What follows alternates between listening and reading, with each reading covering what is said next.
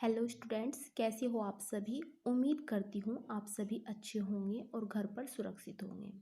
आप सभी ने अपना जो एसएसटी का पहला क्वेश्चन है बहुत अच्छे से किया, इसके लिए आप सभी तारीफ के हकदार हैं।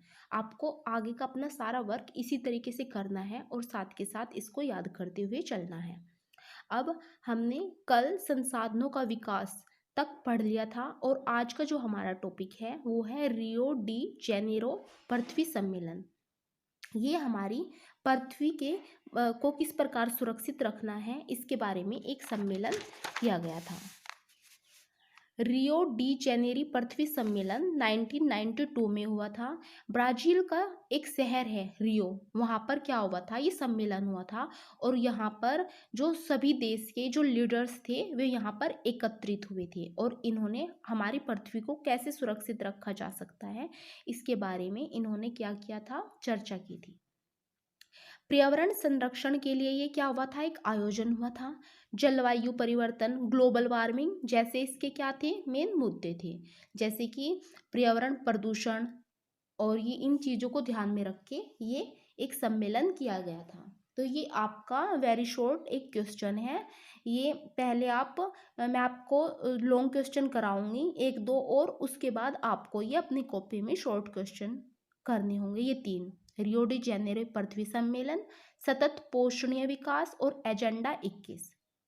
इसके बाद सतत पोषणीय विकास क्या है, ये था विकास पर्यावरण को बिना नुकसान पहुंचाए हो, मतलब जो विकास हो वो हमारे जो पर्यावरण है उसको बिना नुकसान पहुंचाए विकास होना चाहिए। इसके बाद आने वाली पीढ़ियों को संसाधन मिल सके, ताकि क्या हो, आने वाली जो पीढ़ियां है उसको भी संसाधन अच्छे से मिल सके।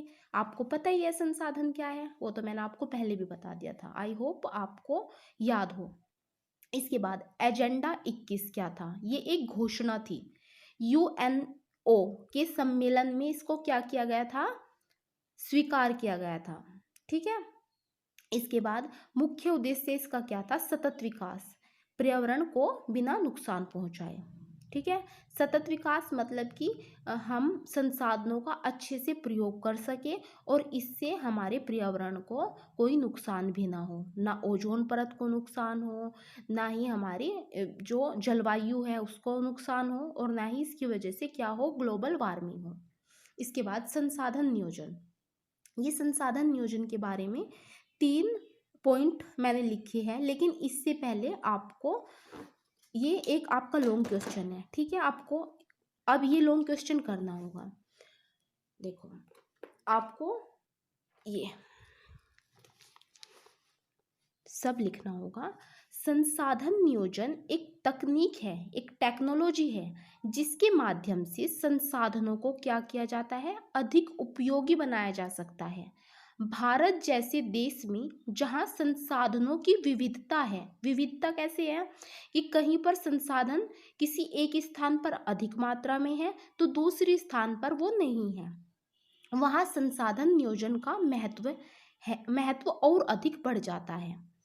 भारत में ऐसे भी राज्य हैं जहाँ एक प्रकार के संसाधन बड़ी मात्रा में उपलब्ध है, जबकि यहाँ अन्य महत्वपूर्ण संसाधनों की कमी है।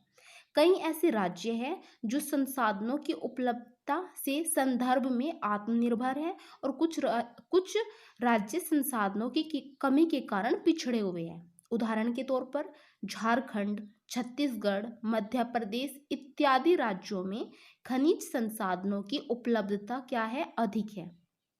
झारखंड और छत्तीसगढ़ और मध्य प्रदेश में क्या है, जो खनिज संसाधन है वो क्या है, बहुत अधिक है, किंतु अन्य संसाधनों की कमी है यहाँ पर। लेकिन अरुणाचल प्रदेश में क्या है, जल संसाधन का अकूत भंडार है, मतलब बहुत ज़्यादा अरुणाचल प्रदेश में क्या है, बहुत ज़्यादा पानी है, जल संसाधन है, किंतु मौलिक विकास की कमी है यहाँ पर। और राजस्थान में पवन और सौर ऊर्जा की संभाव्यता अत्यधिक है, किंतु यहाँ जल की अत्यधिक कमी है। आपने देखा होगा राजस्थान क्या है, शुष्क प्रदेशों में आता है। ठीक है, लेकिन यहाँ पर क्या है, यहाँ पर गर्मी अधिक होती है तो यहाँ पर पवन ऊर्जा और सौर ऊर्जा की क्या है, मतलब यहाँ पर अधिक मात्रा में है ये। तो ये सारी चीज़ें क्या दर्शाती है कि हम, मतलब भारत क्या है, विविधता वाला देश है, कहीं पर संसाधन अधिक है तो कहीं पर कम है। इसके बाद लद्दाख की शीत मरुभूमि देश के अन्य हिस्सों से पृथक है। यहाँ पृथक है, यह सांस्कृतिक विरासत की भूमि है। सांस्कृतिक विरासत की भूमि है ये, किंतु यहाँ जल आधारभूत संरचना तथा खनिजों की कमी महसूस की जाती है। इस स्थिति में राष्ट्रीय, प्रांतीय, प्रादेशिक व स्थानीय स्तर पर संतुलित संसाधन नियोजन की जरूरत है। संसाधन नियोजन से मतलब क्या है कि हम किस प्रकार से अपने रिसोर्सेज को क्या कर सकते हैं, इनकी प्लानिंग कर सकते हैं। अगर कहीं पर अधिक संसाधन है और कहीं पर कम है तो अधिक संसाधन वाला राज्य कम संसाधन वाले राज्य को क्या करेगा, सहायता करेगा। तो यही क्या है, संसाधन नियोजन, एक अच्छी तरीके से सोच समझकर उसको प्रयोग करना। इसके बाद जो ये 3 पॉइंट थे ये क्या है, संसाधनों। इसके बाद आप लिखोगे, पहले आप क्वेश्चन लिखोगे संसाधन नियोजन क्या है, जो मैंने आपको अभी बताया ये आपको लिखना है। इसके बाद आप ये लिखोगे पॉइंट बना के, संसाधनों की पहचान करके एक लिस्ट बनाना कि कहाँ पर कितनी मात्रा में संसाधन है। जैसे कि मैंने अभी बताया था, राजस्थान में क्या है, जल संसाधन की कमी है, लेकिन वहाँ पर क्या है, सौर जो ऊर्जा है वो अधिक है। अरुणाचल प्रदेश में क्या है, जल संसाधन अधिक है लेकिन मौलिक विकास की कमी है।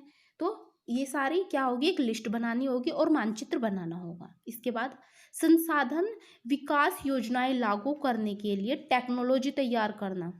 थर्ड, संसाधन विकास योजना और राष्ट्रीय विकास योजना में तालमेल, मतलब राष्ट्रीय विकास योजना कैसे, हमारे राष्ट्र के विकास के लिए क्या क्या योजनाएं चलाई गई है, और संसाधन जो विकास योजना है, इन दोनों को के तालमेल को स्थापित करके ही हम क्या कर सकते हैं, एक अच्छे राष्ट्र का निर्माण कर सकते हैं और अपने संसाधनों को नियोजित कर सकते हैं।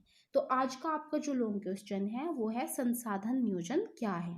इसका आंसर आपको ये लिखना होगा। ठीक है, तो आज की क्लास को यहीं पर रोकते हैं और कल हम अपना दूसरा टॉपिक स्टार्ट करेंगे। ठीक है, भू संसाधन, मृदा संसाधन, ये आपका क्वेश्चन होगा और इसके बाद ये आपका लेसन कंप्लीट हो जाएगा। तो ठीक है, कल दोबारा से मिलते हैं। जय हिंद, जय भारत।